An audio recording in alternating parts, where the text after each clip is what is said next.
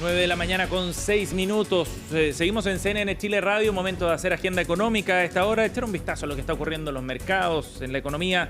Francisca Bamontes con nosotros. ¿Cómo estás, Fran? Hola, Seba, ¿qué tal? Buen día. Bienvenida. Buen día, gracias. Buen día también a todos quienes nos acompañan a esta hora de la mañana.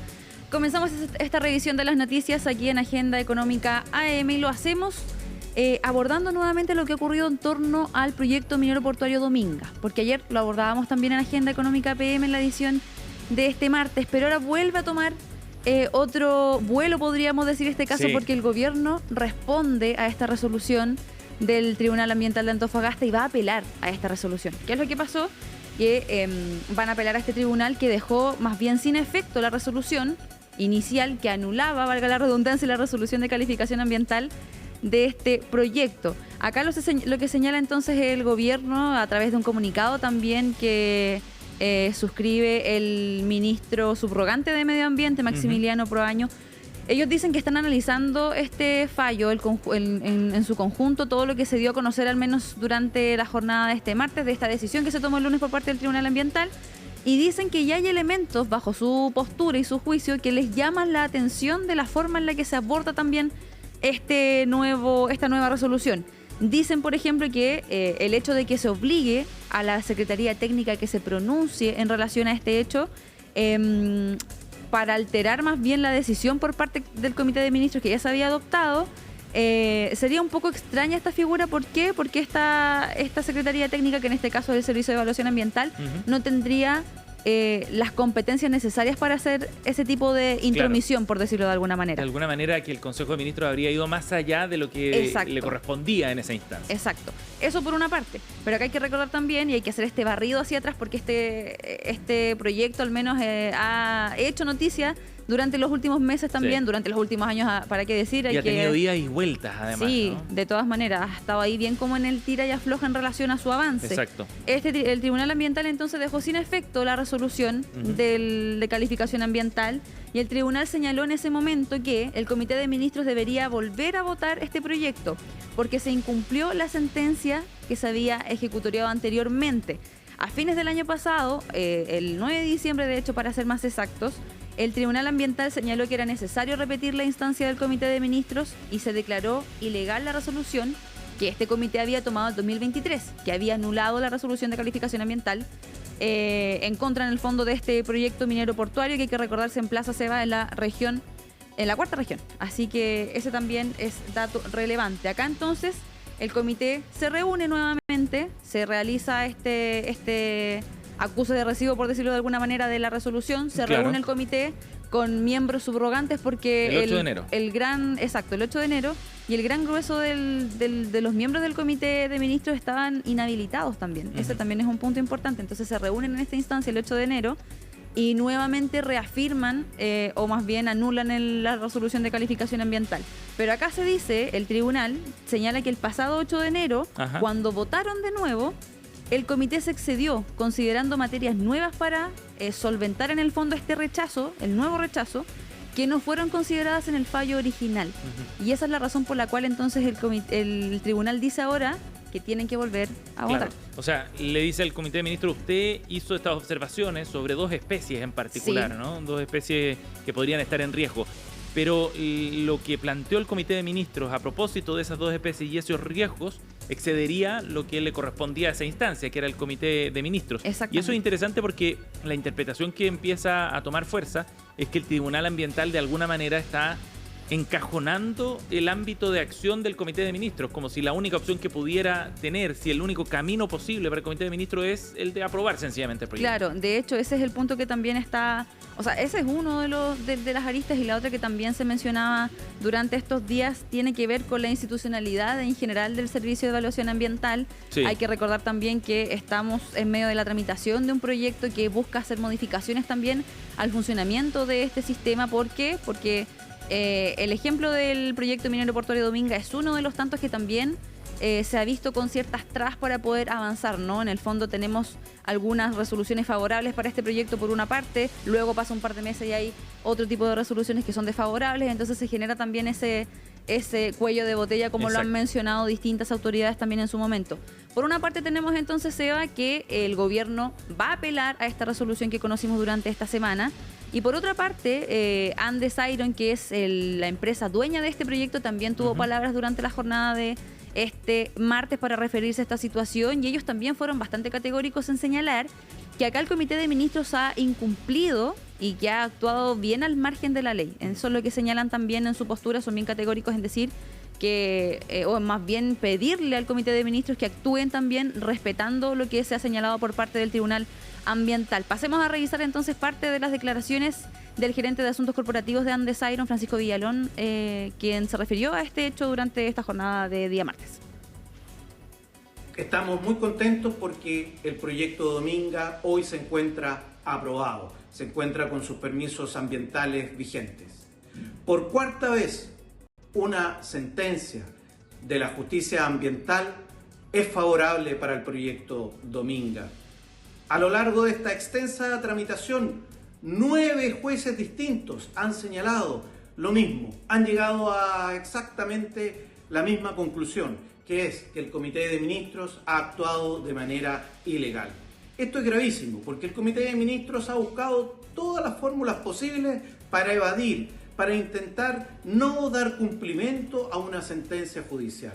Esperamos y estamos confiados que en el futuro se revierta esta situación y que el Comité de Ministros actúe apegado a derecho. Claro, escuchábamos entonces ahí las palabras de los representantes también de Andes Iron señalando y más bien exigiendo de alguna manera también que el Comité de Ministros actuara apegado a derecho, decían ellos también, señalando también toda esta controversia que se ha generado en torno a esta situación.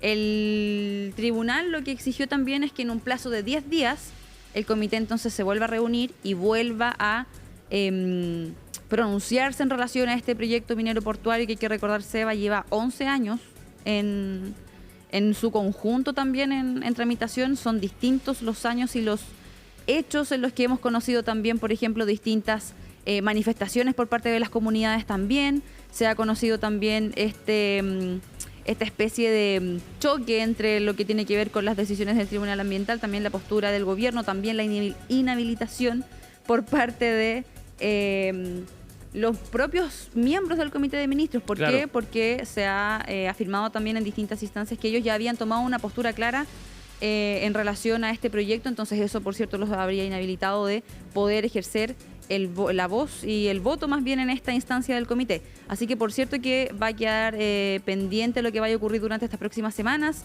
El gobierno dijo que iba a apelar a esta resolución, así que hay que quedar también atentos a cómo se desenvuelve eso, a ver si es que se reúnen ciertamente o no, y todo lo que se vaya generando en torno a este tema.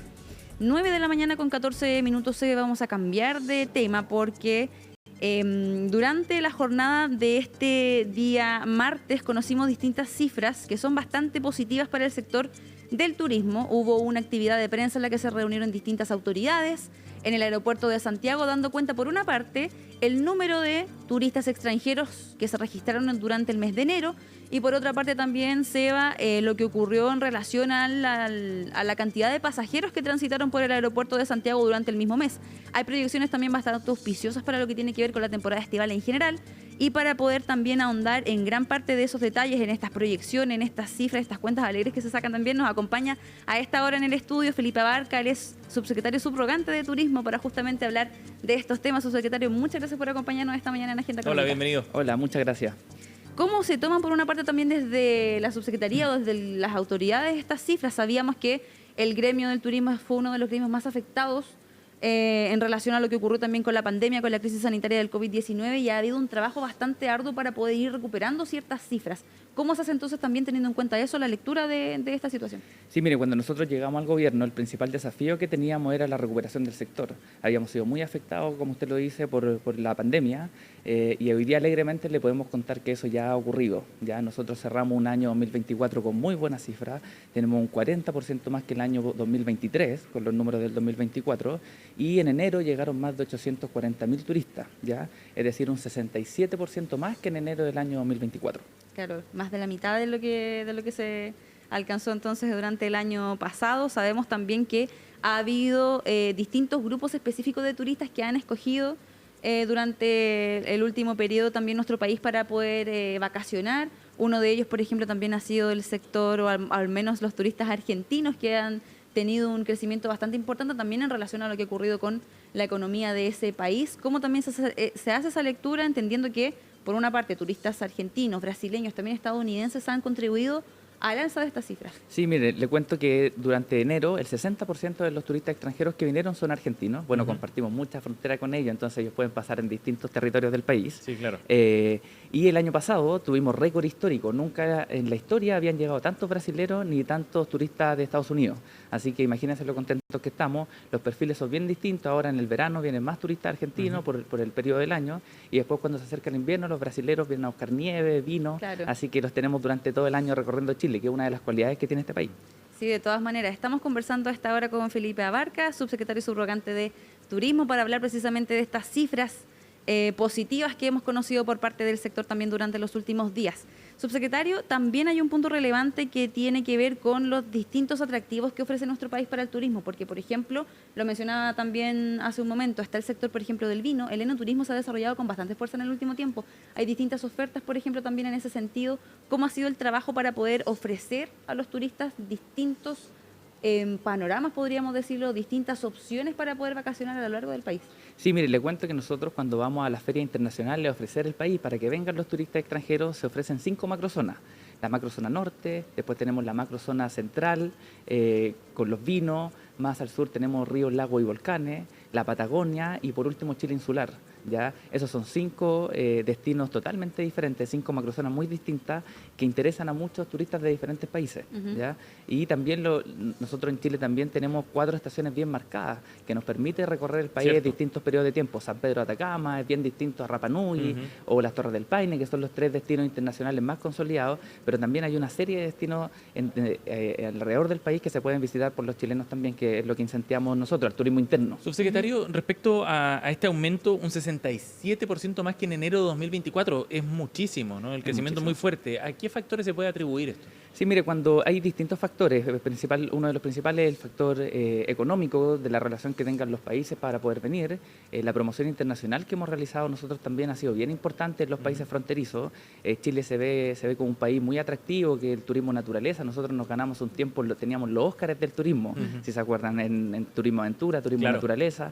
Entonces esos atractivos son bien llamativos para los países con los que tenemos en Latinoamérica, pero también para el resto del mundo. Y me imagino que está más barato Chile hoy día respecto a otros países, porque el precio del dólar más alto es conveniente, digamos, para los extranjeros que traen dólares, ¿no? Les cunde más la plata, digamos. Claro, va a ir dependiendo de la relación entre las monedas, entre cada uno de los países, pero claro, ese es un factor relevante y como le decía, Chile vuelven a venir cuando vienen los turistas porque tienen distintos lugares que conocer. Los turistas brasileños, por ejemplo, vienen a San Pedro de Atacama, pero después vienen a la nieve y pasan por las viñas, después les interesa conocer el sur y además hemos estado trabajando nosotros mucho en las conexiones de la línea aérea. Entonces tenemos hoy día más de 10 vuelos a los distintos estados de Brasil, por ejemplo, que nos permite tener a muchos turistas acá en Chile y estamos felices por lo que les decía. En relación a eso también, subsecretario, se decía en algún momento que Santiago sí o sí es el punto indiscutido del paso de distintos turistas que quieran moverse para otros sectores de nuestro país. Y usted hacía mención también a ese trabajo que se ha realizado con los aeropuertos en específico. También tenemos entendido que hay un trabajo para poder descentralizar un poco el tema de las conexiones con los vuelos. También cómo va eso en relación a las proyecciones para el año 2025. Sí, mire, bueno, Santiago, claro, es inevitable que pasen por Santiago y después tengan conexiones a las otras regiones del país, ya, pero nosotros hemos estado trabajando, hace poco se inauguró de hecho este vuelo de Concepción-Buenos Aires, por ejemplo, ya, y estamos tratando cada vez más de que otros aeropuertos puedan recibir turistas internacionales, puedan tener vuelos internacionales directamente, porque además con la geografía de este país se puede evitar también hartas horas de viaje, que es uno de los principales factores al momento de decidir un destino. Claro, de todas maneras. Y también relacionado a este incremento en los turistas, al menos durante el mes de enero ya lo veíamos, más de 845.000 turistas, solamente en el mes de enero. Sí. Hay una proyección bastante grande también para lo que es la temporada estival en general. El impacto también económico que tiene esto, porque hay que recordar que acá se mueven distintas industrias, por ejemplo, la industria hotelera también que recibe, o que más bien tiene más capacidad o debería ahí también trabajar en esa capacidad para recibir más turistas. ¿Cómo se ve también ese trabajo en torno a eso? Sí, mire, deje además comentarle que está la página chilestuyo.cl, donde todos los chilenos y extranjeros pueden recorrer, ver las distintas experiencias que tenemos en nuestro país. Hay distintas ofertas para todos los bolsillos, desde un día o una noche y 2 días, se puede ver por cada una de las macrozonas que yo le comentaba. Y respecto a lo que usted me dice, bueno, la cadena turística se ve beneficiada en general. Nosotros hicimos un estudio respecto a la tasa de ocupación que hemos tenido en los servicios de alojamiento en el mes de enero. Muy buenos resultados, hemos mejorado porcentualmente respecto al año pasado. Hay muchos destinos turísticos con más del 80% de ocupación. En Valparaíso escuchaba a los empresarios que decían que estaban muy contentos ya rechazando de hecho, reserva. Entonces, en general, hemos tenido mejoras en las tasas de ocupación a lo largo de todo el país. Sí. De todas maneras, ¿cómo ha sido también, subsecretario, o más bien cuáles son las proyecciones que se tienen para la temporada estival en general? Sabemos que ahí se concentra también el fuerte, podríamos decirlo, de la cantidad de turistas que se mueven, pero ya lo decía también usted, tenemos 4 estaciones bastante marcadas, al menos acá en nuestro país, que también hacen que el territorio sea bastante atractivo para seguir recibiendo personas durante todo el año. Entonces, ¿cuál es la proyección también no solamente para esta temporada, sino que para lo que se espera en conjunto para el 2025? Sí, nosotros esperamos la temporada estival que va desde diciembre del año pasado hasta marzo de este año, más de 2,7 millones de turistas extranjeros. ¿Ya? Esas son nuestras estimaciones, y a lo largo del año esperamos también, a pesar de que es más complejo porque tuvimos muy buenos resultados el año 2024, esperamos superar los resultados que tuvimos ese año. El turismo interno, que fue el que primero se recuperó post pandemia, ¿ya? Los viajes de turismo interno, que son los chilenos viajando por Chile, a eso me refiero, se recuperó rápidamente a los niveles pre-pandemia y hemos tenido también mejores resultados. Déjeme decirle que en el empleo, por ejemplo, en comparación con el cierre de 2024, con el año 2023, 17.000 empleos se crearon en la industria turística, así que estamos muy contentos con todos los indicadores que tenemos. De todas maneras, y también, subsecretario, teniendo en cuenta, por ejemplo, lo que hablábamos hace un momento en relación al boom de turistas argentinos que hemos recibido, al menos acá en el último tiempo en nuestro país, también se hace esta lectura de que son distintos perfiles de turistas los que llegan. Por una parte, los que quieren hacer este tour, podríamos decirlo, por distintos sectores del país, pero también están los turistas que vienen a comprar, que en la mayoría de los casos también son más argentinos o más brasileños también.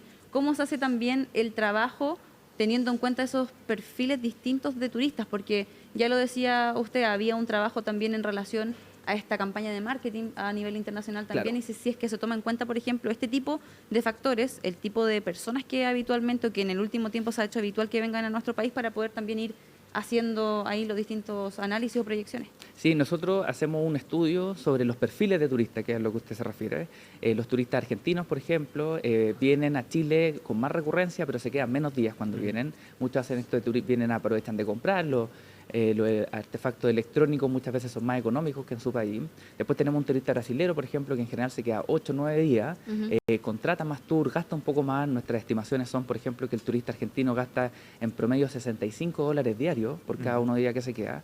Se quedan 5 o 6 días. Después está el turista brasilero, que tiene un mayor gasto, más de $100, $105, y se quedan 8 o 9 días. Y, por ejemplo, cuando tenemos destinos que son más lejanos, turistas que nos visitan desde más lejos, como en Norteamérica, Europa, ellos ya se quedan 2 semanas, 20 días incluso. Entonces, estos distintos perfiles, nosotros tenemos campañas para cada uno de ellos. Y déjeme contarle que también relacionado al turismo de compra, nosotros estamos trabajando en un proyecto de ley que hoy día se encuentra en la Comisión de Economía del Senado, donde tiene relación con la evolución de IVA, que es una política pública muy extendida en otros países y que creemos que también va a contribuir al sector. ¿En qué consiste eso? Nosotros tenemos un proyecto de ley de reactivación del turismo que tiene 3 medidas. La primera es que los turistas extranjeros que vengan a Chile vamos a poder devolver un porcentaje del IVA que pagan, con cierto límite, por supuesto, ciertas dimensiones. Está todo eso bien pensado, bien delimitado, exactamente. Después tenemos una tasa de turismo, que es cobrar una pequeña tasa en el alojamiento de los turistas extranjeros que vienen al país. Usted sabe que los turistas extranjeros hoy día que se alojan en hoteles no pagan IVA. Se hace una factura exenta de IVA. ¿Ya? Entonces nosotros estamos proponiendo una tasa de un 1,25% y que los recursos de esos vayan directamente a la promoción internacional del país, que es uno de los principales factores para que vengan nuevos turistas. Y el otro incentivo a grabaciones de audiovisuales. Ustedes saben que cuando Chile aparece en una película, en una serie, también es un factor de promoción, entonces también estamos trabajando en eso.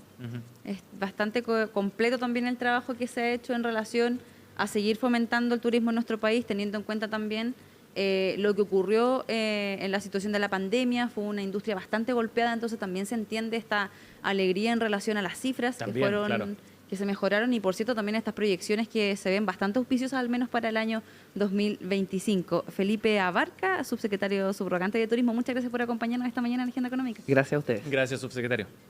Seba, y precisamente en relación a el tema del turismo, también hubo una información relevante que dieron a conocer por parte de Transbank en relación precisamente al monto de las compras con tarjetas. Por ejemplo, en el caso de los turistas argentinos, que hubo un alza de 541% en comparación con el mismo periodo del año anterior. 541%. Exactamente, es una cifra muy grande en relación al uso precisamente o al monto de las compras con tarjetas argentinas acá en nuestro país.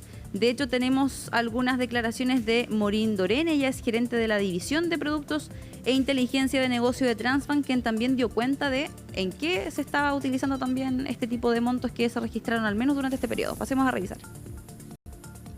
Durante enero, nuestro país ha sido un importante destino de vacaciones y compras para los turistas argentinos, quienes han incrementado en más de 500% sus compras con tarjeta en nuestro territorio, comparado con enero de 2023. Los principales rubros que se han visto beneficiados son turismo y entretención, y de esta forma el primer lugar de compras con tarjetas extranjeras en Chile durante el primer mes del año lo tienen los visitantes de Estados Unidos, posteriormente sigue Argentina y en tercer lugar los turistas que provienen de Brasil. Claro, otro hecho que también da cuenta, Seba, del crecimiento, o más bien de este número de turistas que ha llegado al menos durante el último tiempo a nuestro país, que sigue creciendo de acuerdo a las proyecciones que también han entregado distintas autoridades. 9 de la mañana con 27 minutos, Seba, y antes de cerrar esta edición de Agenda Económica AM, vamos a abordar brevemente este reportaje que dio a conocer The Clinic en relación a traspasos por parte de Corfo al fisco durante el año 2023. Es una situación que viene también a poner en cuestionamiento nuevamente el trabajo que ha hecho la Dirección de Presupuestos en relación, por ejemplo, a los cálculos, a las proyecciones de ingresos, a esta sobreestimación de ingresos de la cual también se ha hablado. Acá en este reportaje también se señala, por ejemplo, que en otros gobiernos también se había hecho algunos traspasos, por ejemplo en el gobierno del expresidente Sebastián Piñera, pero por un monto mucho menor, y también teniendo en consideración que el contexto país era bastante diferente. Claro. Estábamos enfrentando la crisis del COVID-19, por lo tanto se entendía que también había habido gastos un poco excepcionales en relación a otro tipo de periodos, pero en cambio estos traspasos a la Corfo al gobierno por parte de la Corfo durante el año 2023, que bordean los 3,5 billones de pesos, es una cifra bastante grande, se da también en un contexto de normalidad, podríamos decirlo. Claro, sin una crisis de por medio. Y la razón que esgrime el ministro Mario Marcel, de acuerdo a las actas de la corporación que revisó The Clinic en este reportaje, es que los recursos eran necesarios porque estaba copado el nivel de endeudamiento de ese año. O sea, hay un motivo, digamos, desde el punto de vista de las finanzas públicas bien explicitado por parte del ministro Marcel, pero no por ello que justifique el traspaso de recursos, sobre todo porque desde el lado de Corfo esto significaba liquidar activos, o sea, liquidar parte de su patrimonio para poder cumplir con las demandas que le estaba haciendo el Estado. Es más, el vicepresidente ejecutivo de Corfo, José Miguel Benavente, se abstuvo de aprobar esto y entregó las razones. Decía que el deber que le correspondía era el de resguardar precisamente el patrimonio de la corporación. de esta corporación, claro. Sí. Entonces se genera también por una parte ese cuestionamiento también directo, nuevamente un nuevo cuestionamiento por parte o más bien hacia el Ministerio de Hacienda, también a la Dirección de Presupuestos en relación a estas proyecciones de gasto, de deuda, precisamente por esa razón que tú decías, que el argumento que entrega el ministro Marcel tiene que ver precisamente con este sobreendeudamiento, ¿no? Con ese concepto. Así que, por cierto, vamos a seguir ahondando en esta información en la edición PM de Agenda Económica, Seba. Muy bien, estaremos con esos detalles. Gracias, Fran. Gracias a ti.